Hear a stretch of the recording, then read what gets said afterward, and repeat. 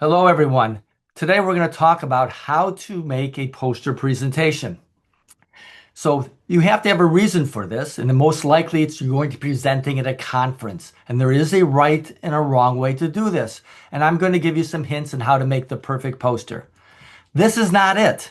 If your poster looks like this, we have a lot of work to do. So you have to know your goal. It's not a scientific paper that's on a poster board. It's a plan to communicate a big idea quickly and highlight what's new or why it's matter.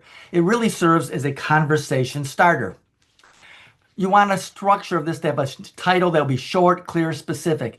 This is not short, clear, specific. So this is a real title and it is a horrible title. And I hope you never use anything like this. So these are the parts of the poster. First of all, you have your authors and affiliations.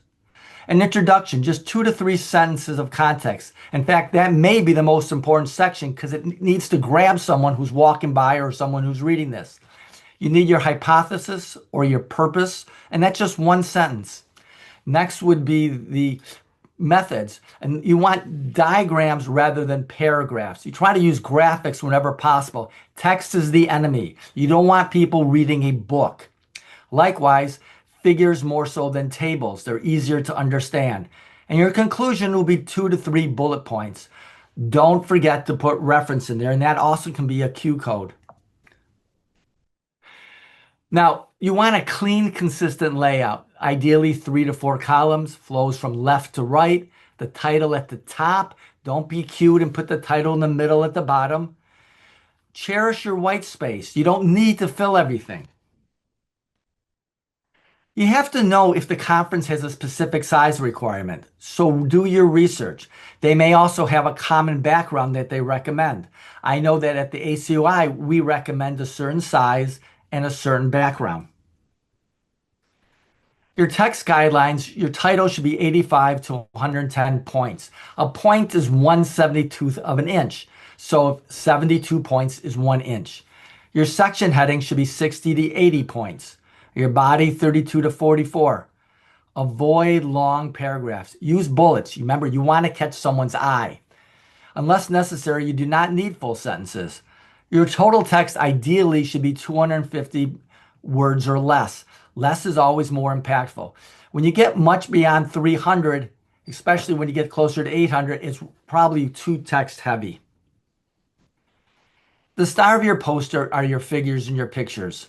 Each figure must have a short descriptive title. For example, higher AOP and Strensic group. Very straightforward. Keep your color palette simple, 2 to 3. Avoid red, green if possible. You'll know in this lecture series that I'm using one that has green in it. The reason we don't like red to green is because 7% of the population is colorblind. So in a lecture like this, it might be okay, but it won't be helpful on your poster. The axis labels and legends should be readable from about 3 feet away. Ideally, your whole poster, someone who's 5 feet away should be able to read it and get an idea of what's going on within 30 seconds. It's a communication tool that actually text supports the visuals. So keep that in mind when you're making your poster. Now we talk about methods. You want to include your study design diagram, key metrics or tests, a brief description of participants' intervention and outcomes. Notice the word brief. You want to avoid dense procedural details and full protocols. This is not the paper that's discussing the entire study. This is a poster about your study.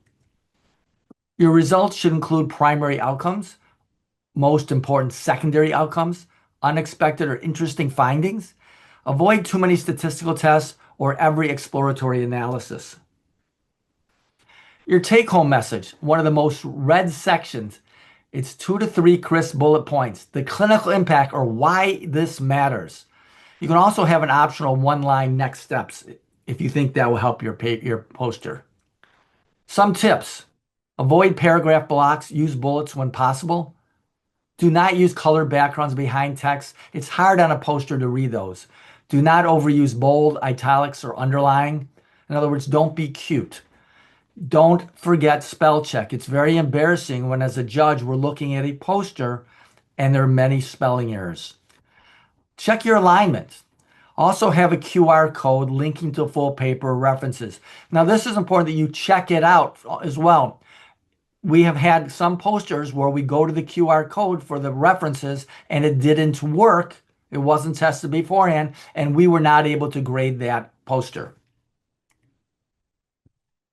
So what about the elevator pitch? So there are different people who are coming by to look at your poster. You have to know when to use which. So should have a 30-second summary for people who are passing by. Maybe you'll reel them in. A 2-minute overview for more interested readers, and then a 5-minute detailed explanation for the judges. So you have to have basically 3 talks set up.